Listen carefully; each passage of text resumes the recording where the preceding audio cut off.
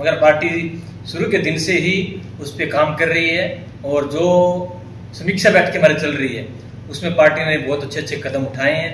और भी सीएम साहब ने अपने देखे होंगे केवल 14-15 दिन के अंतराल के अंदर ही उन्होंने बहुत सी ऐसी कार्य घोषणा की है। जैसे भी कल घोषणा की है 50,000 बच्चों को भी रोजगार भी देंगी। ओबीसी के लिए सीएम साहब ने बहुत कुछ किया है, घोषणाएं की है। तो अभी 14 दिन के अंदर ही अपने सरकार ने बहुत एक अच्छे मूड में आ गई है। और अभी रैली भी हुई थी रोहतक में, आपने देखी होगी, वहाँ इतनी भीड़ थी कि लोगों को पाँव रखने के लिए जगह नहीं थी। तो एक युवाओं में एक उत्साह आया है, बहुत अच्छा उत्साह है।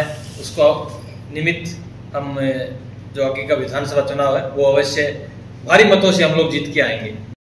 चलिए शुरुआत जो है हम लोकसभा, देखिए बीजेपी का टारगेट था 10 सीटों का जी, मगर कहीं ना कहीं बहुत से कारण है जिसके कारण कुछ खामियां हमें भुगतनी पड़ी, पार्टी भुगतनी पड़ी। जिस तरह का परिणाम अभी आया है, क्या आपको लगता है कि विधानसभा का जो चुनाव होगा उसमें कुछ ऐसा ही जो है देखने को अलग दिखेगा? अभी हम 50% पे खड़े हैं बहन जी।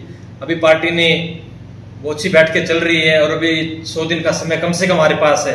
तो पार्टी बहुत अच्छा काम करेगी, कार्यकर्ताओं के भी काम होंगे, लोगों के भी काम होंगे। काम पहले भी थे, कुछ त्रुटियां थी, उनको पूर्ण करके दोबारा से ट्रैक पे आएंगे। बहुत अच्छे कार्य सबके होंगे, सबको संतुष्टि मिलेगी। क्या लगता है किन किन चीजों पर जो है इस बार आप लोग काम करने वाले हैं?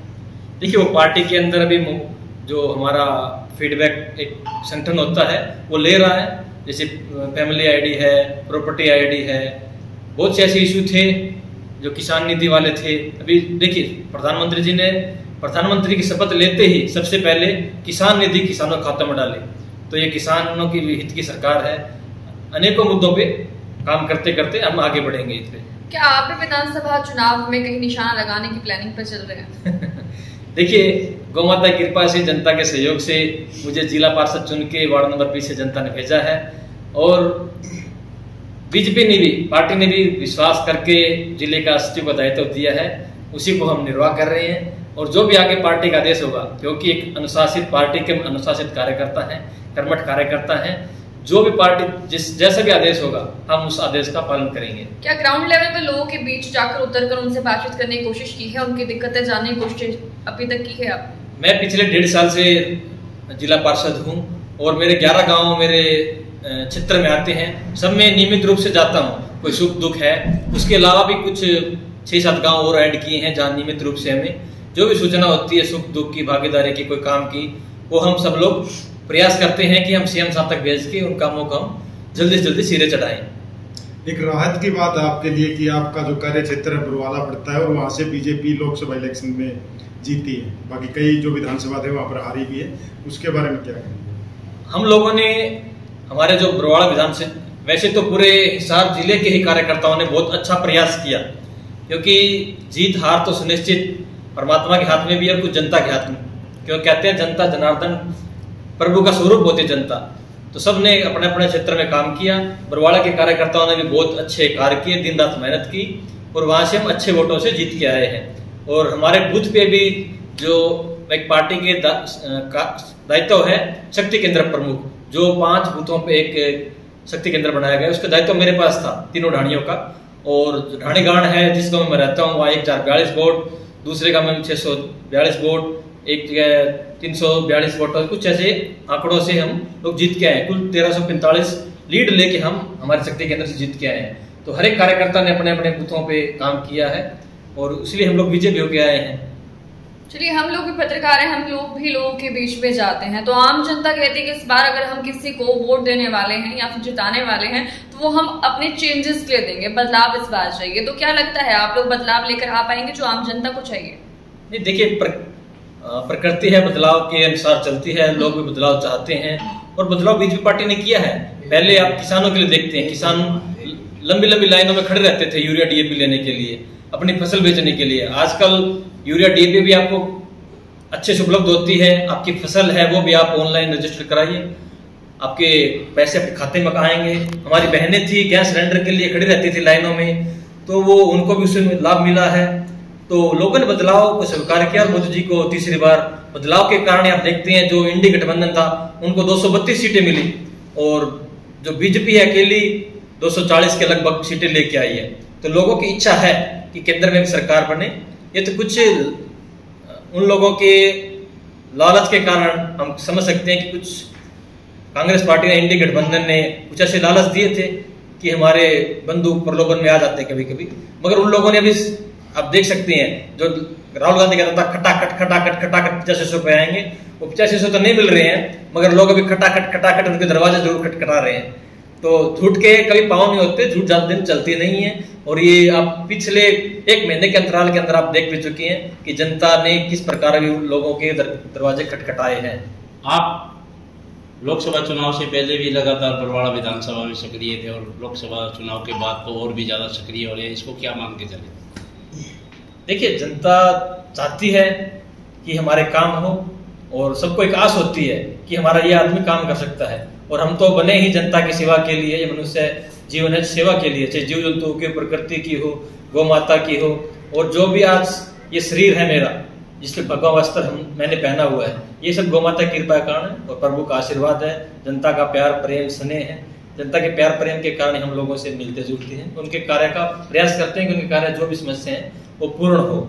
आप जिस हल्के से आते हैं बरवाला हल्का, वहाँ पे गौशाला है, उसमें आप कितना कार्य कर चुके हैं? लगभग कितनी बरवाला हल्के में गौशाला है, उनकी क्या दशा और दिशा है? अभी बरवाड़े में टोटल 4 गौशालाएं हैं, सबकी कंडीशन बहुत अच्छी है।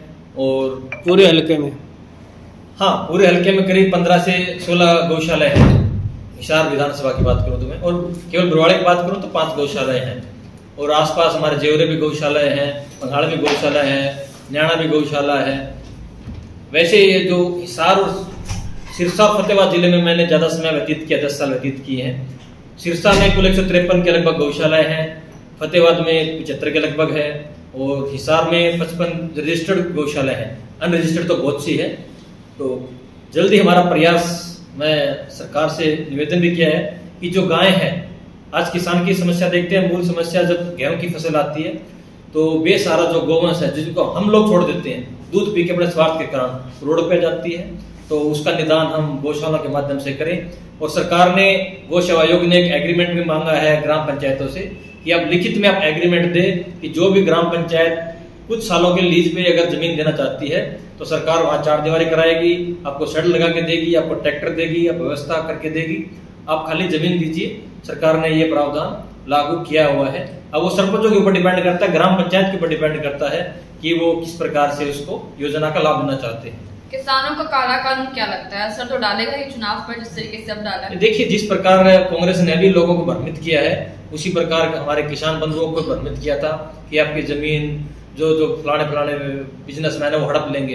क्या कोई 1 इंच भी जमीन हमारी ले सकता है? हम घर के 2 भाई हैं, फिर भी हम कई बार देखते हैं लड़ाई झगड़े तक कहाँ तक बातें आ जाती है। हम जब 1 इंच जमीन देते, 1 मिनट हम पानी का खेतों में से नहीं देते, तो किसकी वो हिम्मत है कि हमारी जमीन पर कब्जा कर ले? तो कांग्रेस ने एक अभी जो लोकसभा के अंदर एक मुद्दा उठा करके अपनी भारी जीत हासिल की है, जो कि संविधान बदलने का मुद्दा है, उस पे आपका क्या कहना है? और आने वाले इलेक्शन में इसके ऊपर क्या विचार किया जाएगा? कांग्रेस ने हमेशा से ही संविधान की धज्जियां उड़ाई है। आज 25 जून है 1975 को इंदिरा गांधी ने आपातकालीन लगाई थी, जो काला दिन हम जिसको बोलते हैं। उन्होंने सुप्रीम कोर्ट की आज्ञा का भी अवहेलना की थी और उन्होंने सब लोगों को जबरदस्ती जेल के अंदर ठूसा था और लोगों की नसबंदी की थी। और वो लोग आज कह रहे हैं संविधान खतरे में है। संविधान, जब उनकी इंदिरा गांधी ने कुछ लोगों की धज्जियां उड़ाई, लोग जिंदे उनकी नसबंदी की, लोगों को मरवाया भी उन लोगों ने, तो वो लोग किस मुंह से संविधान की बात कर रहे हैं? वो खाली कॉपी उठा के फिर रहे हैं, डॉक्टर साहब को बदनाम कर रहे हैं। बरवाला हल्के के लिए क्या संदेश देना चाहते हैं आप? मैं तो पूरे समाज से निवेदन करता हूं कि देश हित लोकहित के लिए, जिस प्रकार पूरे देश की आवाम ने मोदी जी को तीसरी बार प्रधानमंत्री बना के केंद्र में भेजा है, उसी प्रकार सबसे निवेदन करता हूं कि संविधान पहले भी डॉक्टर भीमराव अम्बेडकर जी ने इस प्रकार दुरुस्त किया है कि वो पहले भी हमारे सबके हक में था, आज भी है और आगे भी रहेगा, इसको कोई बदल नहीं सकता। आरक्षण की बात आती है, आरक्षण भी कोई ऐसे बदल नहीं सकता जब तक उसका कोई कानून पारित नहीं होता विधानसभा या लोकसभा में। महिलाओं का मंगलसूत्र बेचने की बात भी लगातार सामने आ रही थी, इसको लेकर काफी खुलासे भी हुए, लेकिन उसको लेकर आप अपने नजरिए से किस तरीके से देखते हैं, ये बताइए।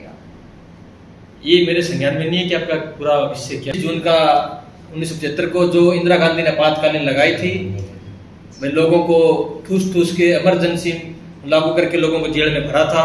लोग 6 फुट के थे, उनको 4 फुट की कोठरी में बंद किया, उनको भूखे प्यासे रखे, उनके जिंदे उनके नाखून निकाले गए, उनको मरवाया गया, प्रताड़ित किया गया, उनकी नसबंदी की गई। उसके जो हमारे कार्यकर्ता उस समय थे, जो जनसंघ उस समय था, भारतीय जनता पार्टी नहीं थी, तो जनसंघ के जो हमारे कार्यकर्ता थे, जो आज कुछ गोलोक सिधार गए हैं, कुछ जो जीवित हैं, उनकी एक पीड़ा जानने के लिए उनका उस समय का क्या अनुभव था, हम लोगों ने किस प्रकार उन्होंने अपना जीवन दुखदायी कष्ट है कि हम लोगों के लिए जो बलिदान दिए, उन सबको जानने के लिए हम लोगों ने आज पार्टी ने सम्मान समारोह पूरे देश भर में किया था और उनको सम्मानित किया गया था। और इस कार्यक्रम के लिए मुझे पार्टी ने संयोजक हिसार जिले का बनाया था और आज बहुत ही अच्छा करीब 51 हमारे जो आपातकाल स्वतंत्र सेनानी थे, लोकतंत्र के स्वतंत्र सेनानी थे, 51 थे और करीब 35 के लगभग 27 पहले थे, कुछ बाद में आए हैं, 35 के लगभग आए थे, कुछ दिल्ली है, कुछ फौरन चले गए।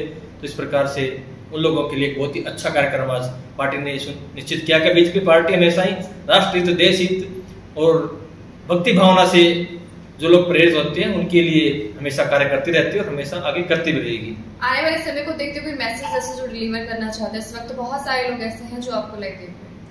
मैं सबसे एक निवेदन करता हूं कि जिस प्रकार मोदी जी का जो लक्ष्य है 2047 तक का एक विकसित राष्ट्र बनाने के लिए, अभी आप देख सकते हैं हिंदुस्तान में G20 के सम्मेलन में कितने राष्ट्रों ने भाग लिया और चुनाव के तुरंत बाद G7 में इटली में एक बहुत भव्य प्रोग्राम हुआ।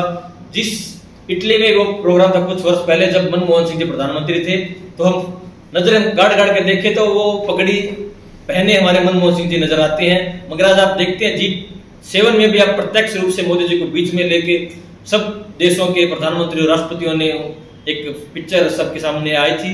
तो कितना मान सम्मान मोदी जी के कारण भारत की जनता को मिल रहा है। वो केवल मोदी जी का सम्मान नहीं, वो हिंदुस्तान के 140 करोड़ आवाम का अभिनंदन है, स्वागत है। मैं तो आप सबसे यही सबसे निवेदन करूंगा कि राष्ट्र हित के लिए अभी हरियाणा में भी अक्टूबर में चुनाव है, तो लोगों के बहकाव में ना आके, ना कोई संविधान खतरे में है, ना कहीं आरक्षण खतरे में है। अब देखिए कितने गरीब बच्चों को नौकरियां बीजेपी पार्टी ने दी थी 5 नंबर एडिशनल सामाजिक आर्थिक आधार पे। ये कोई बच्चा गरीब है या सामाजिक लेवल पे वो पिछड़ा हुआ है तो उसको 5 नंबर देके उसको आगे बढ़ाने के लिए, मगर कांग्रेस पार्टी के कुछ लोगों ने प्रत्यक्ष या अप्रत्यक्ष रूप से कोर्ट में केस डाल के उसको असंवैधानिक कराने का प्रयास किया है। तो ये गरीब हितों की पार्टी नहीं हो सकती, ये तेजी से नहीं हो सकती कांग्रेस पार्टी। बीजेपी हमेशा से किसानों के लिए, गरीब मजदूर के लिए हमेशा साथ खड़ी है, खड़ी थी और आगे खड़ी रहेगी।